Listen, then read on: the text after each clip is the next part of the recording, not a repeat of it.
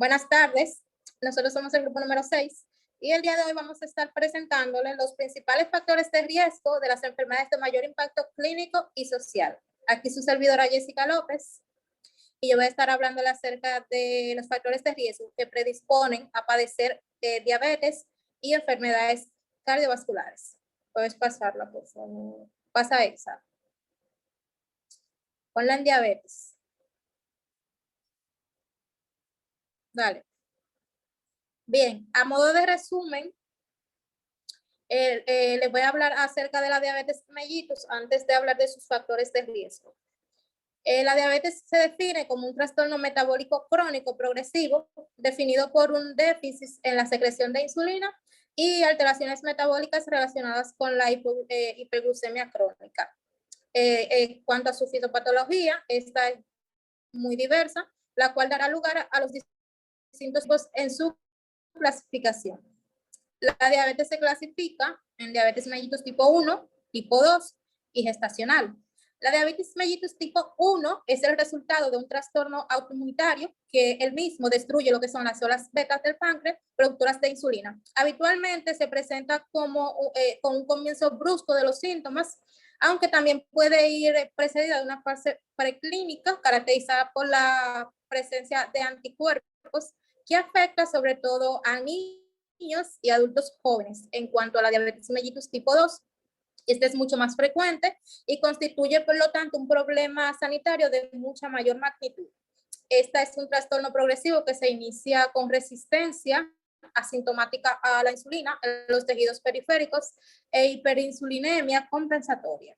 Progresivamente, esta se produce un déficit secretor de las células betas del páncreas, lo que finalmente conlleva a la elevación de las cifras de glucemia. La incidencia de la diabetes tipo 2 aumenta de manera lenta y progresiva con la edad del paciente. También se incrementa su prevalencia con el desarrollo socioeconómico de las poblaciones. En cuanto a la diabetes gestacional, esta es la diabetes que se diagnostica por primera vez en las mujeres embarazadas. Y como los demás tipos de diabetes, esta también afecta la manera en que las células utilizan la glucosa. Dale, pásala, por favor.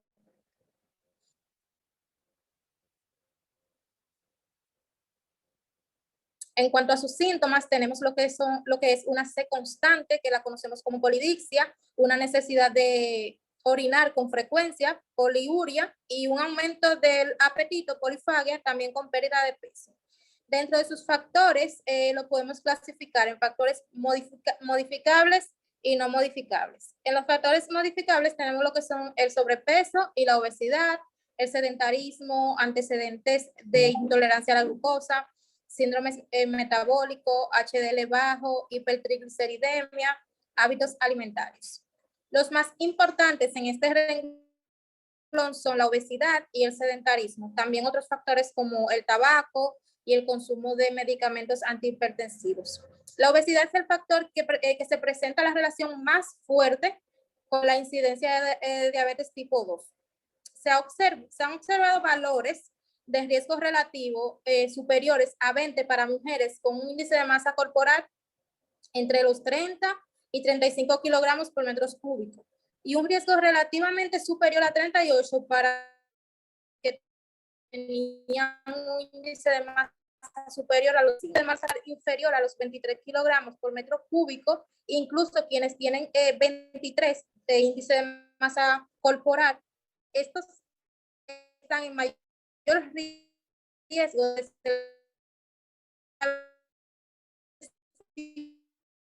se explica entre los hombres con sobrepeso, mientras que entre los hombres con un índice normal o con un índice bajo, si estos llegaran a aumentar 1% de 1,15 o 1,20 de su peso, entonces estarían en mayor riesgo.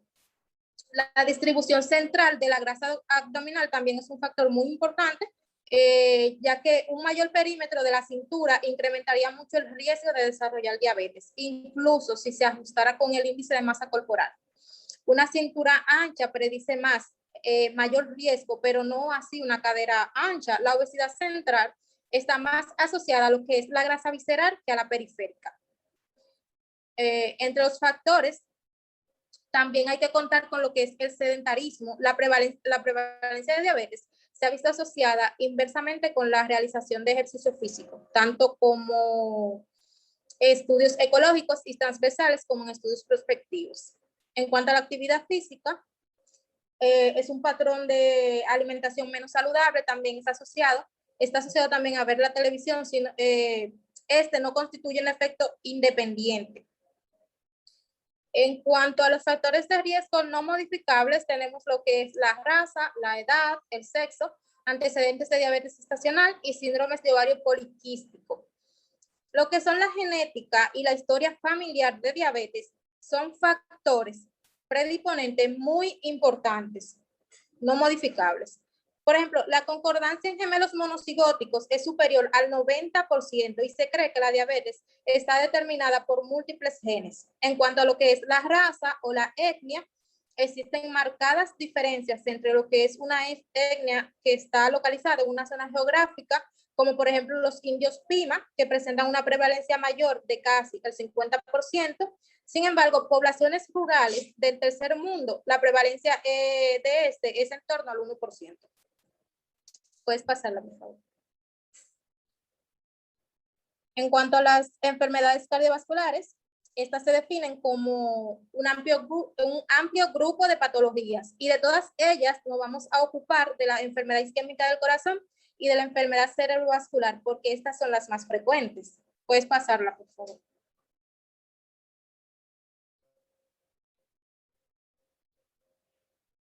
Ambas patologías comparten algunos mecanismos patogénicos porque son primariamente enfermedades de las arterias, cuya obstrucción o ruptura conduce a lo que es una isquemia de los territorios irrigados.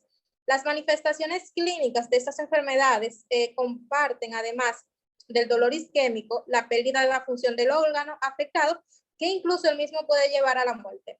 Cuando la aterotrombosis y la hipertensión arterial afectan lo que es las arterias coronarias, darán lugar a lo que es una cardiopatía isquémica. Con sus variadas formas clínicas, las dos más habituales son el infarto agudo y la angina de pecho, la muerte del músculo cardíaco por una obstrucción brusca e importante del flujo coronario. Sus manifestaciones clínicas más habituales es un dolor intenso en el pecho, que no suele cesar sin tratamiento. Si el área del infarto es suficientemente grande como para afectar el sistema eléctrico del corazón, entonces este podría ocasionar lo que es la muerte.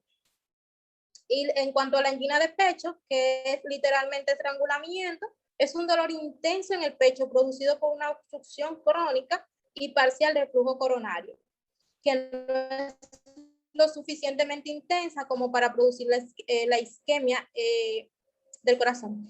El dolor suele desencadenarse en situaciones de mayor demanda, como por ejemplo en ejercicios extremos, en frío, estrés. La obstrucción parcial de las arterias coronarias no permitirá que llegue suficiente sangre al corazón. Puedes pasarla, por favor. En cuanto a las enfermedades cerebrovasculares, estas son un amplio grupo de enfermedades caracterizadas por una interrupción del flujo sanguíneo en el encéfalo. La interrupción del flujo sanguíneo se produce por dos mecanismos. Primero, por la oclusión del vaso, que va a dar lugar a un ictus isquémico, y segundo, por la ruptura acompañada de hemorragia, que producirá un ictus hemorrágico. En el primer caso, la interrupción del flujo puede producirse por un trombo formado en el propio lugar en donde se produjo la oclusión, o también por un trombo que se formará a distancia y el mismo va a ser transportado por las arterias hasta obstruir la circulación en un punto distal de menor calibre. Las arterias en las que se produce la interrupción del flujo cerebral pueden ser intracraneales o extracraneales. En cuanto a las hemorragias, pueden acontecer dentro del cerebro, en el espacio suracnoide o en el subdural. Por favor. En cuanto a sus factores de riesgo, un factor de riesgo cardiovascular es una característica biológica o una conducta que va a aumentar la probabilidad de que un paciente, una persona pueda padecer de enfermedades cerebrovasculares en aquellos individuos que presenten estos. Los principales factores de riesgo cardiovascular, como podemos ver aquí en la imagen, lo vamos a clasificar en 3 tipos, en causales, condicionales y predisponentes. Asimismo, se ha considerado el gran desarrollo y de extensión de la placa de ateroma como otro factor importante más. En cuanto a los factores causales, que estos incluyen la hipertensión arterial, el tabaquismo, la dislipemia y lo que es la hiperglucemia, aunque no se conocen totalmente los mecanismos por lo que estos factores promueven la aterosclerosis, hay suficiente evidencia de que el mismo desempeña un papel causal. Independientemente, estos son básicamente los factores de riesgo mayores, es decir, aquellos que se asocian a una forma más fuerte a la enfermedad. En cuanto a los factores de riesgo condicionales, estos son los que se asocian a un mayor factor de riesgo para padecer enfermedades cerebrovasculares, pero carecen de evidencia definitiva de su papel causal por 3 razones. La primera es por su potencial aterogénico, que puede ser pequeño en comparación con el factor de riesgo mayor. El segundo, por su frecuencia en la población, que el mismo puede que no sea suficientemente grande como para medir su efecto independiente en estudios prospectivos. Y el tercero, se ha demostrado en ensayos clínicos que el control del factor de riesgo conduce a un menor riesgo cardiovascular. En cuanto a los factores predisponentes, los mismos son factores distales en la cadena causal de las enfermedades cardiovasculares, como la obesidad, el sedentarismo o el sexo masculino, que él mismo ejerce su acción a través de factores intermedios, causales o condicionales. Bien, hasta aquí mi exposición, lo dejo con mi compañera. Buenas tardes, mi nombre es Perla Díaz. Yo le continuaré hablando sobre el cáncer y enfermedades mentales. El cáncer es una enfermedad genética no heredada, resulta de las alteraciones que presentan las células cancerosas en genes relacionados con el control del ciclo celular. El origen de estas mutaciones, la mayor parte, es ambiental en un 84%.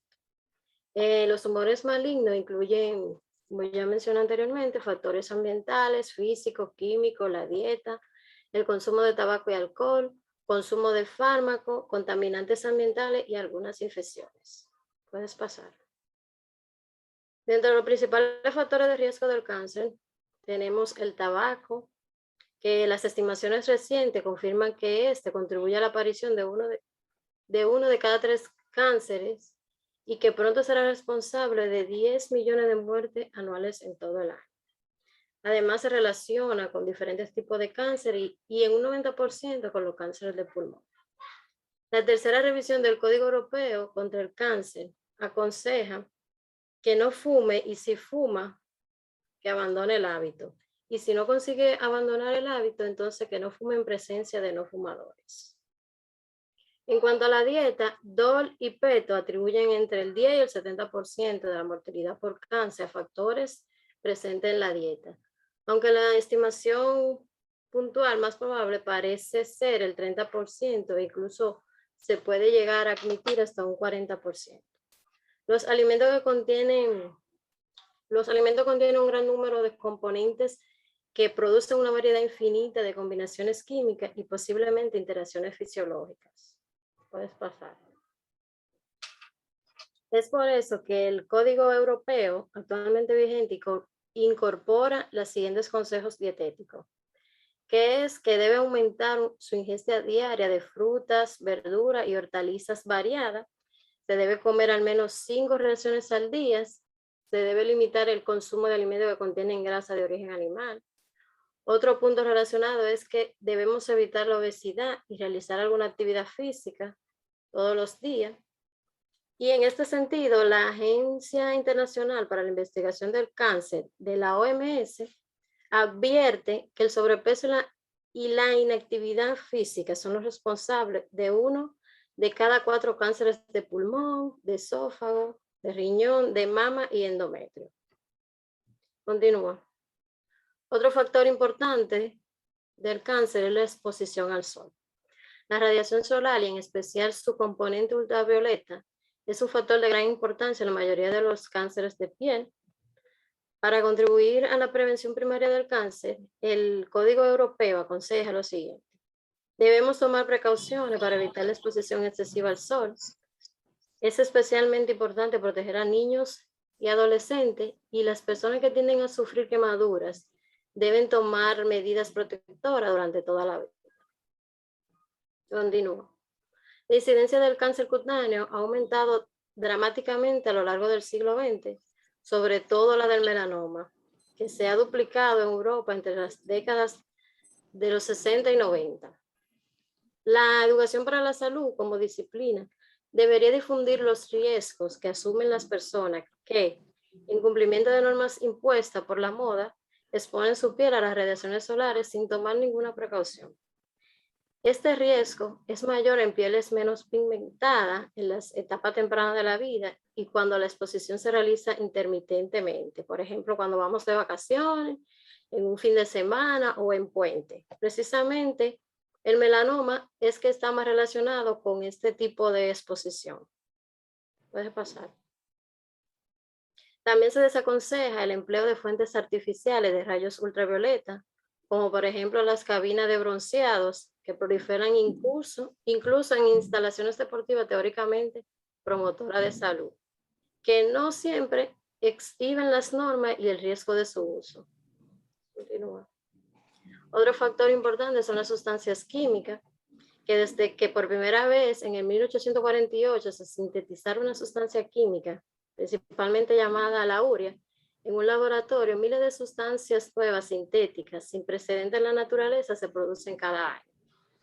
Es por eso que es preciso comprobar que estas sustancias carezcan de riesgo cancerígeno, ya que la exposición a esta es especialmente importante en el medio laboral. Continúa.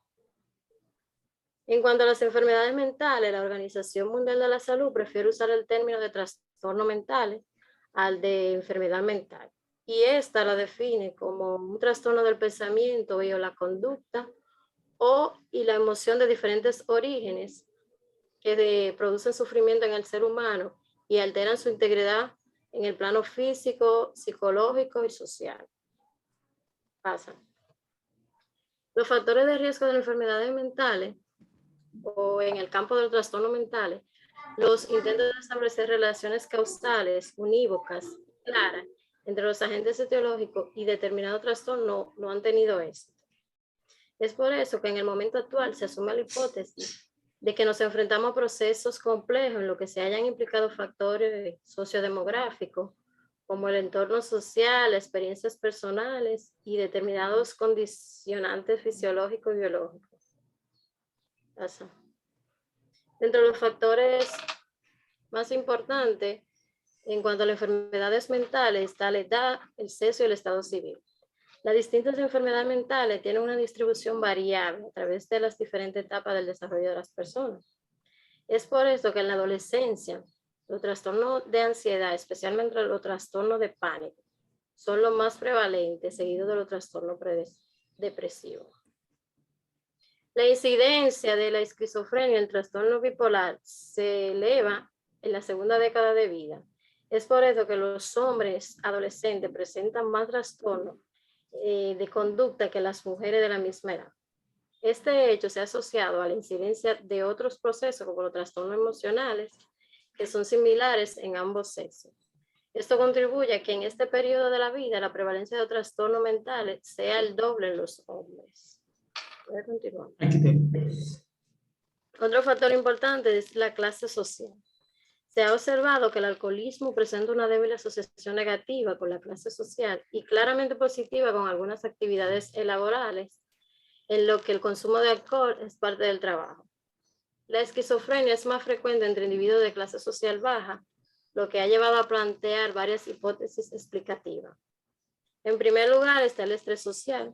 Esto es el incremento del riesgo debido a las dificultades de la vida experimentada por los sujetos de las clases sociales más bajas. Es aquí que hay un mayor nivel de adversidad o cuidados obstétricos y maternales deficientes que aumentarían el riesgo de daño fetal. En segundo lugar, tenemos una explicación genética. Un pool de genes esquizofrénicos en este sector de la población que daría lugar a una mayor predisposición genética hacia el trastorno mental. Y en tercer lugar tenemos La explicación de la selección social o el efecto combinado con el desplazamiento hacia bajo nivel social, que va a producir los síntomas prodrómicos que se producen en los enfermos mentales y la tendencia ascendente de las personas mentales sanas. Continúo. Por último, dentro de los factores de las enfermedades mentales, y no menos importante, tenemos la herencia. En la última década, el desarrollo de la genética molecular ha aprobado nuevas oportunidades para la epidemiología psiquiátrica, concretadas en el desarrollo de la epidemiología genética y sus dos principales campos de actuación. En primer lugar, está la búsqueda de genes asociados a los trastornos mentales concretos, como es la esquizofrenia o la depresión. Y en segundo lugar, tenemos aquellos genes que indiquen vulnerabilidad especial para el desarrollo de un determinado trastorno. La influencia genética es también evidente en los trastornos afectivos, como es el trastorno unipolar y bipolar. Los familiares de primer grado de sujetos con trastorno bipolar presentan un riesgo hasta 18 veces de desarrollar un trastorno bipolar y entre 2 y 10 veces desarrollar un trastorno depresivo, pero con mayor controles. Hasta aquí mi parte. Lo dejo con mi compañero.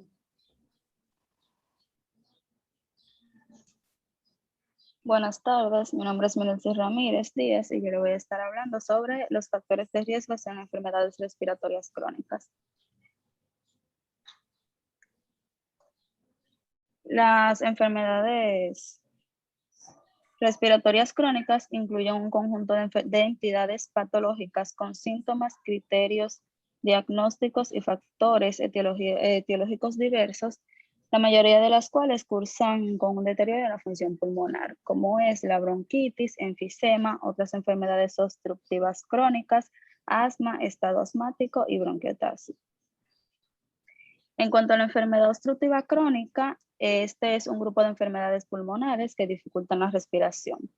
La enfermedad pulmonar obstructiva crónica tiene dos tipos principales, que es el enfisema y la bronquitis crónica. La enfisema afecta a los alveolos pulmonares, así como las paredes entre ellos resultan dañados y menos elásticos. En cuanto a la bronquitis crónica, el revestimiento de las vías respiratorias se irritan e inflaman constantemente, lo que produce inflamación y mucosidad.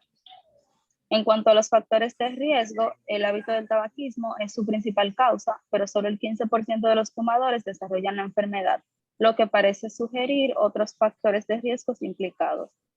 Se han relacionado varias alteraciones genéticas en la patogenia de la enfermedad, como el déficit de alfa-1 antitripsina o polimorfismos génicos de varias enzimas implicadas en los procesos de oxidación-reducción y de inflamación. A su vez, se ha identificado varios factores de riesgos ambientales como la contaminación ambiental, las infecciones virales en la infancia, las infecciones latentes o el adenovirus. Entre los factores está lo que es el tabaquismo y exposición ambiental al humo del tabaco. La exposición al humo del tabaco desde edades muy tempranas aumenta el riesgo de presentar enfermedades respiratorias en la edad adulta. Entre ellas, la enfermedad pulmonar obstructiva crónica. El tabaquismo materno durante la gestación afecta el desarrollo pulmonar. La exposición de la madre al humo del tabaco influye negativamente en el desarrollo pulmonar fetal. Está también lo que es el déficit de alfa-1 antitripsina, que esta es una afección en la cual el cuerpo no produce suficiente cantidad de alfa-antitripsina, una proteína que protege de daños a los pulmones y al hígado. Esta afección puede llevar a que se presente lo que es una enfermedad pulmonar obstructiva crónica. Están lo que son otros factores de riesgo, como es el estatus socioeconómico o el estilo de vida. Está lo que es las alteraciones del crecimiento pulmonar, hiperreactividad bronquial y atopía, infecciones respiratorias en la infancia, actividad física, contaminantes atmosféricos y exposiciones laborales, la nutrición, los factores genéticos y el sexo. Otra enfermedad crónica es el asma, que el asma es una enfermedad inflamatoria a través de las vías aéreas a la que se asocia intensa hiperrespuesta bronquial frente a estímulos diversos con obstrucción bronquial cuya intensidad varía de manera espontánea o por la acción terapéutica. En cuanto a los factores de riesgo de esta, están lo que son los factores que actúan en el embarazo, la lactancia o la primera infancia. Existen evidencias de que el medio ambiente intrauterino puede influir sobre el riesgo de presentar asma en la vida adulta. Esto puede deberse a efectos directos e indirectos. Entre los directos están, por ejemplo, lo que son los problemas nutricionales intraútero, que afectan adversamente el crecimiento pulmonar, o los indirectos, que son antígenos maternos que atraviesan la placenta y conduzcan a una programación del sistema inmunitario. Está lo que es la atopía e hiperreactividad bronquial, que la atopía o propensión a producir cantidades anormales de inmunoglobulina E en respuesta a los alergenos ambientales es el factor predisponente del asma más importante. Está también lo que son los factores alérgicos. Entre los factores alérgicos son responsables del 75 y el 80% de la crisis asmática en niños y del 30 al 40% en adultos. La mayoría de estos alergenos son proteínas procedentes del reino vegetal o animal, varían según el ecosistema que rodea al individuo y suelen ingresar en el organismo por medio de las vías respiratorias. Están también lo que son los factores laborales.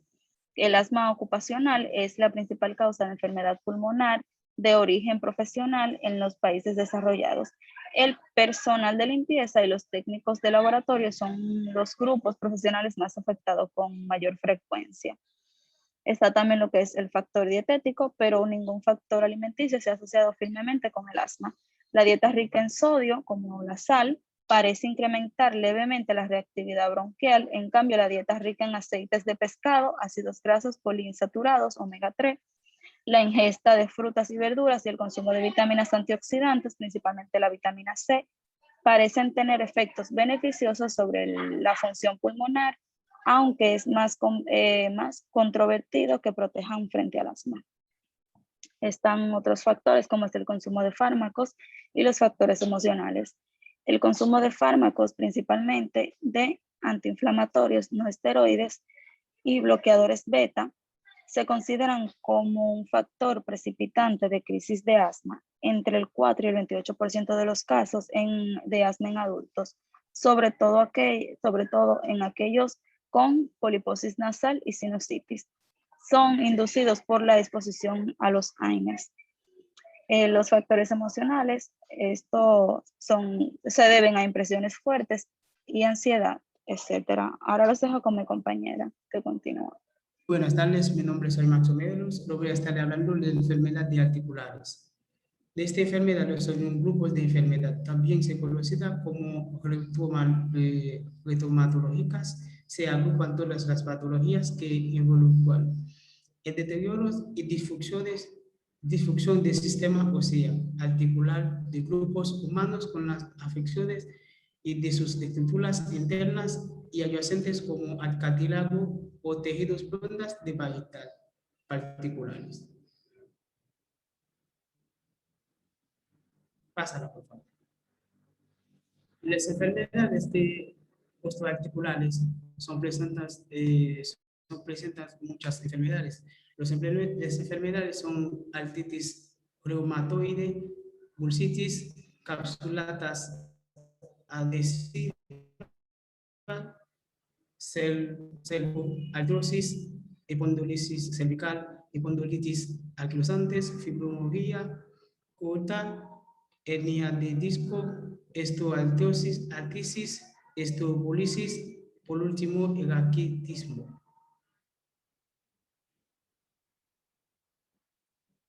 De ahí vamos a ver cómo se presentan los factores. Los factores son la edad más avanzada, como sexos, obesidad, lesiones articulares, tensión repetida a la articulación, la genética, deformidades óseas, cierta enfermedad metabólicas. Pásala, por favor. Osteoporosis es uno de las enfermedades de articular. Se presentan como condiciones caracterizadas por las progresivas de la densidad ósea. adelgazamiento del tejido óseo mayor, la vulnerabilidad a las fracturas. Estas condiciones pueden ser consecuencias de una enfermedad, de deficiencia dietéticas o hormonal. De la edad avanzada, ejercicios de regular y suplementos de vitamina y minerales pueden reducir hasta revertir a la pérdida de densidad ósea. Pásala, por favor. Artritis reumatoidea. Por lo general, las muñecas y nudillos de los pies, el cuello y las articulaciones más grandes y las extremidades, mientras que las enfermedades degenerativas de las articulaciones pueden afectar las bases de los pulgares y las articulaciones de los dedos y las rodillas y las caderas. Pásala, por favor. La bursitis es una enfermedad dolorosa y de una bolsa sinovial es un saco aplanado lleno de líquidos articular que proporciona amortiguación en las zonas de fricciones de la piel, los músculos de los tendones y los ligamentos con los huesos. Pásala. La espondilitis cervical. La espondilitis cervical es la degeneración de los huesos y de los discos del cuello, que puede producir variedad de problemas, incluidos los discos herniados y los espolones óseos. A medida que a veces de los huesos y cartílagos fue formando la columna vertebral y cuello se descadan y descran gradualmente. Plazas hasta aquí mi parte.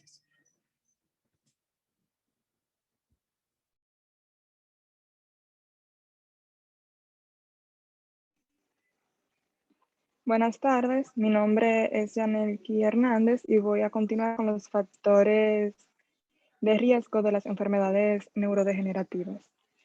Bien, las enfermedades neurodegenerativas son un conjunto de entidades caracterizadas por una muerte neuronal gradual e inexorable, por razones aún no bien conocidas. Otras características comunes a casi todas ellas son su comienzo insidioso y su evolución prolongada. La probablemente elevada implicación de factores hereditarios en su etiopatogenia, la afectación selectiva de grupos neuronales o regiones concretas del sistema nervioso central y la ausencia del tratamiento curativo y en muchas ocasiones paliativo. Dale la siguiente, por favor. A la otra. La demencia es un síndrome clínico caracterizado por la pérdida de la función cognitiva, especialmente la memoria, de suficiente magnitud como para interferir en las actividades habituales del individuo, que no está causada por una obnubilación de la conciencia. Por su frecuencia, trascendencia y repercusión sanitaria, son especialmente relevantes las demencias por la enfermedad de Alzheimer y la enfermedad de Parkinson, que son las que vamos a tratar. La siguiente. La enfermedad por Alzheimer es una demencia degenerativa primaria de origen desconocido que se inicia generalmente a partir de los 60 años de edad, de una forma gradual y que progresa con lentitud. Dele la siguiente, por favor. Los factores genéticos son marcadores conocidos. Los marcadores conocidos son dos, que son los determinantes, que se tratan de mutaciones de ciertos genes, cuya presencia determina inexorablemente la aparición de la enfermedad de Alzheimer. Las más comunes son las que afectan al gen que codifica la presenilina 1, ubicada en el cromosoma 14, que pueden ser responsables hasta del 70% de las formas familiares del inicio precoz de esta enfermedad. Otras mutaciones afectan al gen del cromosoma 21, que codifica la proteína precursora del amiloide, y al gen que codifica la PS4 ubicada en el cromosoma 1. También están los predisponentes. Su presencia aumenta el riesgo de presentar enfermedad por Alzheimer. Esta destaca el alelo 4 del gen que codifica la polipoproteína E, ubicado en el cromosoma 19. Dale a la siguiente, por favor. Dentro de los factores exógenos está la asociación de estos con el traumatismo cráneoencefálico, el tabaco, alcohol, café, suplementos vitamínicos antioxidantes como son la vitamina E y C, ácidos grasos poliinsaturados, restricción calórica, estatinas, antiinflamatorios no esteroides, prednisona y estrógenos. Dale a la siguiente. La enfermedad de Parkinson es el segundo trastorno neurodegenerativo por su frecuencia tras la enfermedad del Alzheimer y se caracteriza por bradicinesia, temblor en reposo, rigidez muscular y alteración de los reflejos postulares. Esta se debe a la destrucción, por causas aún desconocidas, de las neuronas pigmentadas de la sustancia negra, con la consiguiente pérdida de dopamina y otros neurotransmisores adrenérgicos. Dale a la siguiente. Los factores genéticos, los resultados de estudios en gemelos descartan el papel de la genética, pues muestran una concordancia del 6,1% en gemelos monocigóticos y del 4,6% en gemelos disigóticos. Dicha baja en concordancia, a pesar de que los hermanos gemelos normalmente comparten una exposición ambiental similar durante sus primeros 20 años de vida, sugiere que los principales determinantes de esta enfermedad son factores ambientales y no necesariamente genéticos. Dale, okay. Dentro de los factores exógenos se encuentra el traumatismo cráneoencefálico, el consumo de tabaco, dieta, agentes químicos y algunas exposiciones profesionales. Hasta aquí mi parte, mi compañera continúa.